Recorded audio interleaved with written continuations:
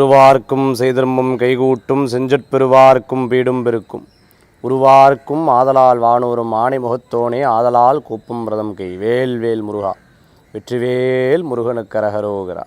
அனைவருக்கும் இனிய நமஸ்காரங்கள். பொதுவாக மகாலட்சுமி பூஜை இன்றைக்கி நிறையா பேர் சிரமப்படுறது எதுக்கு அப்படின்னு பார்த்துட்டேன்னா செல்வத்துக்கு.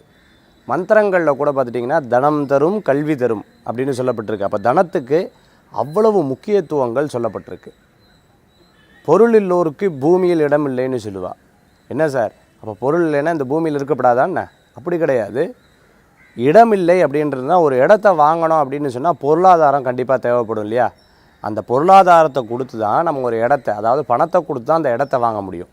அந்த மாதிரி பொருள் சேமிக்கிறதுக்காக இன்றைக்கி ஒரு பட்சியிலிருந்து சின்ன சின்ன மிருகங்கள் கூட பார்த்துட்டேன்னா முதல்ல தன்னுடைய வீட்டை கட்டிக்கிறது. ஒரு குருவி எடுத்துட்டல் பார்த்துட்டேன்னா முதல்ல வீட்டை கட்டுறது. சரி, மனுஷனாக இருந்தோம் அப்படின்னு சொன்னால் நமக்கு நிறையா பொருளாதார செலவுகள் ஆகுது. அப்போ அந்த பொருளாதாரம் செலவு பண்ணுறதுக்கு நமக்கு சம்பாத்தியம் வேணும். சம்பாத்தியம் பண்ணுறோம், உழைக்கிறோம், ஆனால் காசு நிற்கணும் இல்லையா? இதெல்லாம் வேணும் அப்படின்னு சொன்னால் மகாலட்சுமியுடைய அனுகிரகம் வேணும். மகாலட்சுமி அப்படின்னு சொன்னாலே செல்வத்துக்கு அதிபதியானவள் அப்படின்னு சொல்லு. அப்போ அந்த மகாலட்சுமியை எப்படி உபசரிக்கிறது? உதாரணத்துக்கு ஒரு குழந்தைய ஒருத்தர் திட்டிகிட்டே இருந்தா அப்படின்னு சொன்னால் அந்த குழந்தைய நம்ம பேச்சை கேட்காது. எப்போ பார்த்தாலும் திட்டிகிட்டே இருக்கல அப்படின்னு சொல்லுவாள். அந்த குழந்தைய நம்ம மதிக்கலைன்னு சொன்னால், அதுவும் இப்போ வளர்கிற குழந்தைகள்லாம் மதிக்கலைன்னு சொன்னால் பக்கத்துலேயே இருக்காது இல்லையா? அதே போல தான் அம்பாள் எல்லா இடத்துலையும் அம்பாளை பூஜித்து எங்கள் இடத்துக்கு வாங்க, உங்கள் இடத்துக்கு வாங்கன்னு வேண்டி வணங்கி பிரார்த்தனை செய்கிறாங்க. அப்போ நம்ம பூஜையும் நல்ல பலன் கொடுக்கணும்னா நம்ம ரொம்ப அர்ப்பணித்து பண்ண வேண்டிய வாய்ப்புகள் நிறையா இருக்குது. ஆக மகாலட்சுமி பூஜையை பற்றி இப்போ நம்ம பார்க்க போகிறோம். இப்போ மகாலட்சுமி பூஜைங்கிறது உங்கள் வீட்டில் விக்கிரகங்கள்லாம் நீங்கள் வச்சுருந்தில்ல, அந்த விக்கிரகங்கள் வச்சுருந்தில்ல அப்படின்னு சொன்னால் அந்த விக்கிரகத்துக்கு தினம் அழகாக ஜலத்தில் அபிஷேகம் பண்ணுறது, பசும்பால் இருந்ததுன்னா அந்த பசும்பாலில் அபிஷேகம் பண்ணுறது. அது மாதிரி சந்தனம் நிறையா பேருக்கு நான் நிறைய நிகழ்ச்சிகளில் சொல்லிகிட்டு இருக்கு. சந்தனம்ங்கும்போது எல்லாம் அந்த டப்பியில் வாங்கக்கூடிய சந்தனத்தை உபயோகப்படுத்துகிறேன். அப்படி இல்லாத சந்தனக்கட்டையில், இப்போ நான் நெத்தியில் வச்சுருக்கேன் பார்த்தல, அது சந்தனக்கட்டையில் அரைச்சது. அந்த சந்தனக்கட்டை காதி கிராமில் இருக்கும். அதை வாங்கி அரைச்சி அதை எடுத்து சுவாமிக்கு இட்டு விடுறது, அல்ல அபிஷேகம் பண்ணுறது ரொம்ப விசேஷம். அதுக்கப்புறம் மகாலட்சுமியை அலங்கரணமெல்லாம் பண்ணிவிட்டு அதுக்கப்புறம் அழகாக குங்குமத்தில் அர்ச்சனை, அதே போன்று பார்த்திங்கன்னா புஷ்பத்தில் அர்ச்சனை, அப்படி பண்ணுறது ரொம்ப விசேஷம். மகாலட்சுமியினுடைய அஷ்டகம் அப்படின்னு இருக்குது. இந்த மகாலட்சுமியினுடைய அஷ்டகம் படிச்சுக்கணும். அதே மாதிரி மகாலட்சுமியினுடைய போற்றிகள் படிச்சுக்கணும்.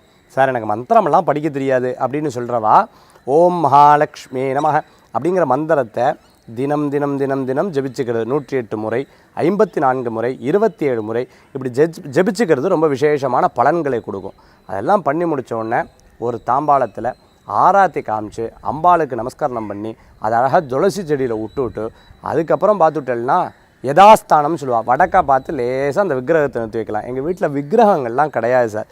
அம்பாளுடைய படம் வச்சுன்னு இருக்கோம். சந்தனம் குங்குமம் இட்டுக்கோங்க, மல்லி புஷ்பத்தை போட்டுக்கோங்க, அர்ச்சனை பண்ணிக்கோங்க. நேவேத்தியம் ஏதோ நம்மளால் முடிஞ்ச நேவேத்தியம், கல்கண்டு திராட்சை போன்ற நேவேத்தியத்தை பண்ணிவிட்டு தீப ஆராத்தி எடுத்து நமஸ்காரம் பண்ணி அம்பாளை வேண்டினாலே மகத்துவம் அதிகம்னு சொல்லுவாள்.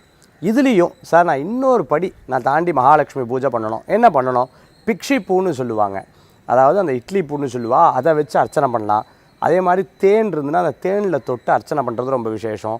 பால் இருந்துன்னா பாலில் தொட்டு அர்ச்சனை பண்ணுறது, அதாவது பசும்பால் காய்ச்சாத பாலில் தொட்டு அர்ச்சனை பண்ணுறது ரொம்ப விசேஷம்.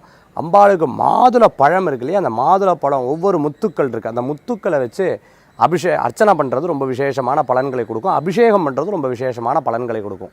இப்படி இந்த மகாலட்சுமி பூஜையை வர்ணித்து அழகாக பூஜை பண்ணினோம் அப்படின்னு சொன்னால் அவ்வளவு பலன்கள் ஏற்படுத்தி கொடுக்கும். அம்பாள் வீட்டில் வாசம் செய்வா. அஷ்டலக்ஷ்மி சாம்ராஜ்யம் வீட்டில் நிலச்சிருக்கும். நம்ம நினச்ச காரியமெல்லாம் கைகூடும். அம்பாளுக்கு அர்ச்சனை பண்ண அந்த 2 புஷ்பத்தை எடுத்து வீட்டினுடைய வாசப்படியிலையும் வீட்டினுடைய வாசலுக்கு 2 பக்கமும் போட்டுண்டு வீட்டை சுற்றி 8 பக்கம் போட்டால் போதும். வீட்டை சுற்றி பார்த்துட்டேன் அப்படின்னு சொன்னால் அம்பாளுடைய பூர்ணமான அனுகிரக ரக்ஷை அப்படின்னு இருந்துருக்கும். அது இருந்துட்டாலே போதும். நம்ம உழைக்கிற உழைப்புக்கும் நம்ம சம்பாதிக்கிற சம்பாத்தியத்துக்கும் நம்ம சேமித்து வைக்கக்கூடிய வாய்ப்புகள் இருக்குது. ஒரு வீடு இருந்தாலும் நமக்கு நிம்மதியாக சொந்த வீடாக அமையறதுக்கு உண்டான அனுகிரகத்தை அம்பாள் பூர்ணமாக கொடுப்பா. அப்பேற்பட்ட சக்தி கமலாத்மிகான்னு சொல்லக்கூடிய மகாலட்சுமிக்கு அவ்வளவு இருக்குது.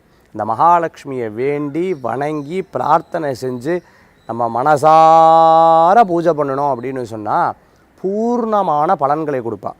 ஒரு உதாரணமாக உங்களுக்கு சொல்லிக்கிறேன்.